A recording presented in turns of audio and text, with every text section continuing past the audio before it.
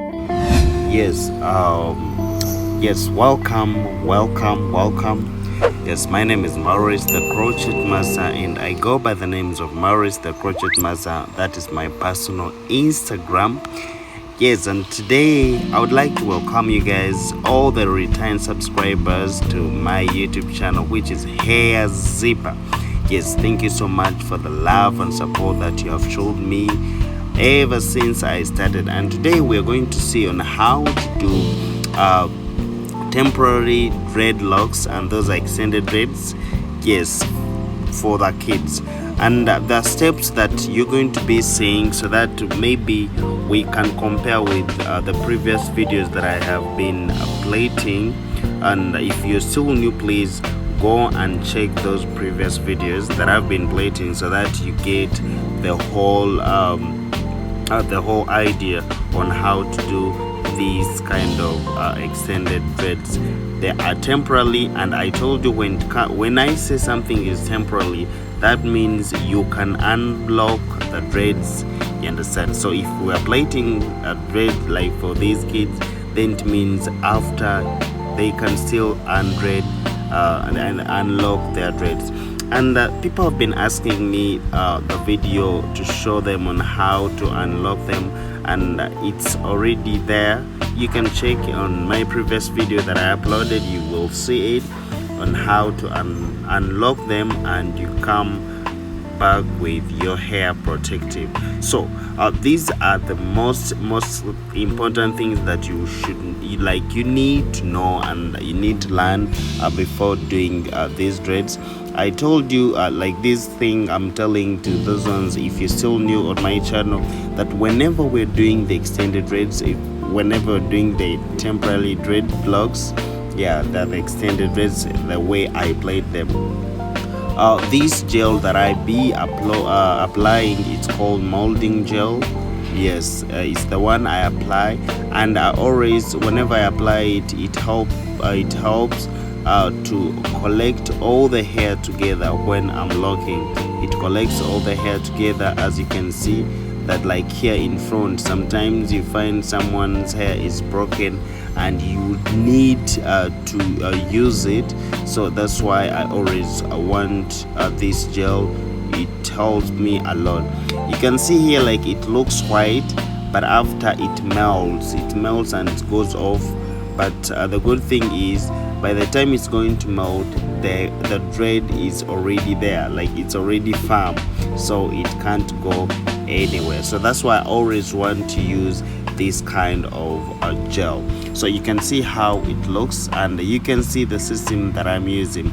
And I always say this is very important, and you should coat it well, that whenever you're locking, you lock it once. The way you can see already the baby is sleeping, that shows that she's not feeling any pain at all. So whenever you're locking, you just have to make sure you lock it and leave that a quarter inch.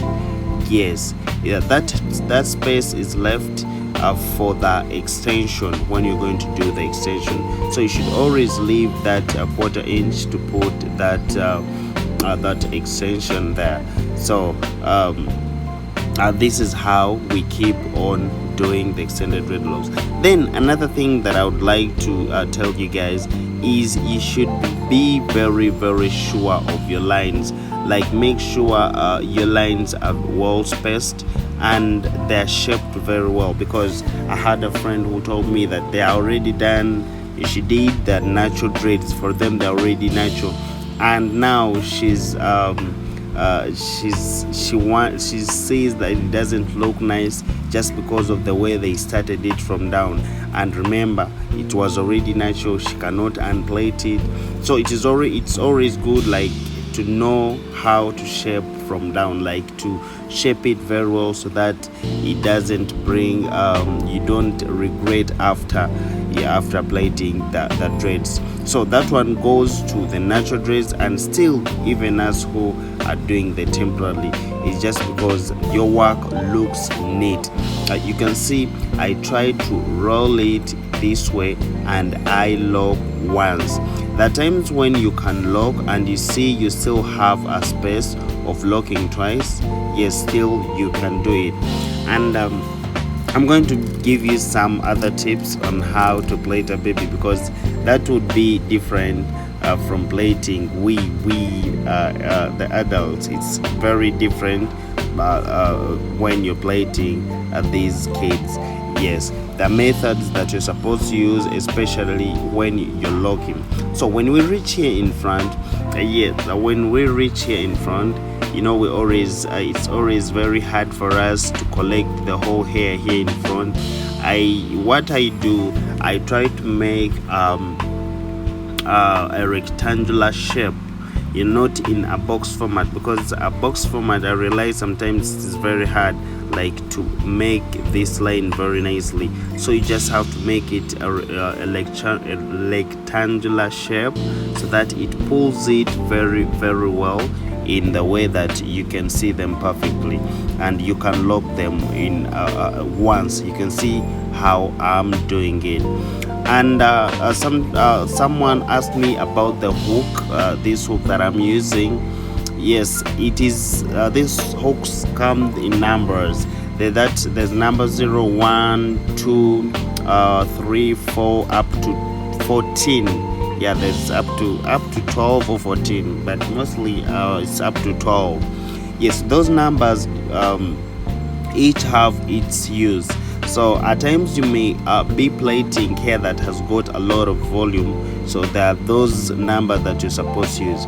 So here I would like you to be very careful, just because I try. There's some parts I didn't get, but I would like you to get this video and then you see the previous one. But as I'm explaining, this here I'm plaiting, and when you're locking the other space that we left, that a 1/4 inch, you bring it very soft. You can see how it passes through very softly and doesn't pain at all. And then you bring it here. Then like when you're done doing that, you just have to remove this a little bit, and then you lock it back. So this one of locking it back helps that when you're going to do do repair, the hook will be very easier for someone. Like it's always easy for someone to lock it. So it's always good to lock it back like the way I'm doing.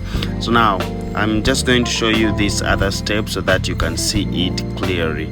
You can see how it looks. So now let's get to another step. This one I need your attention so that you can see it from the start. I pass the hook this way, not in I always pass it in the sides. Yes, so then I separate this my kinky into two. Then I bring the hair. I told you I always use the hair. First remove your hand. Yes, first remove your hand. Then I start hooking. Please first remove your hand. She's disturbing, but we're going to do it well. Then I use someone's hair. It's what I told you, that when I'm doing the extended dreads, I always use the hair. I wish this her just hold on it so that I can move well, because it is just here. Try to help me and hold on it, please. Yes, so I do it up like this and then down. Like I do this following the hair. Like when the hair is done, then I keep on using the kinky still with the same method, like down then up, down then up. I think you can see you can see the method that I'm using. I'll just do like down and up, down and up. So this one you just do it up to when you see like up to when you see the height that you want is done, and then it's when you can come back and you lock it. So you don't lock it before passing this extension, you understand? Then after, when I'm done with that, I just come, first remove your hand, first remove your hand. I just come with the kink, or with the braid that I'm done with. Then I have to lock, but locking, you can see that some hair is missing, so I just have to bring this my gel so that it can come softly, because this is the kid. Then I hook it. I make sure that I put it where in the middle, where my extension is going to pass through very softly, for the kid not to feel pain. But remember, I still have I still have the space there, so my king can come through it. And then I try to use my thumbnail like this, very very soft, so that it can come very soft, just like that. Yes, and now here it's done. So I think you can always use this method. Trust me, you won't regret when doing the extended dreadlocks. And I told you these are temporary, they are very very temporary, so anytime you can unlock them, and then you remain with your hair. So when you're done with that, you just have to spray. I always mix water with oils to spray, since there is the natural hair, so I have to keep my natural hair healthy. That's when it is moisturized. And when you can see how it looks, my extended braids are very very soft, very very soft and flexible for the kids. So this is how you can also try to do. But please, if it's your first time to be on this channel, try to compare these with the other previous videos that I'll be uploading for the extended dreadlocks.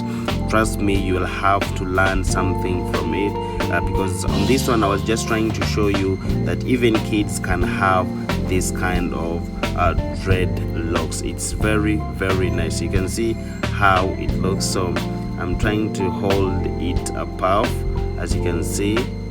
And yes, sometimes we need to talk with our clients, so before holding a puff, let me try to see. You see how it looks? So do you like the puff, or we just leave it free?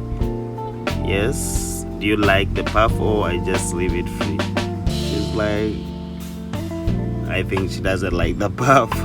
She like it free, so I think I'll just leave it free. See, she like it free, so let's just leave it free. And maybe she'll be holding the two of them, and we'll leave it free. Yes, thank you so much for loving Hair Zipper. Thank you so much for loving Maurice the Crochet Master. And you can go and follow me on the Instagram so that we can keep in touch. I like sharing ideas. I like friends.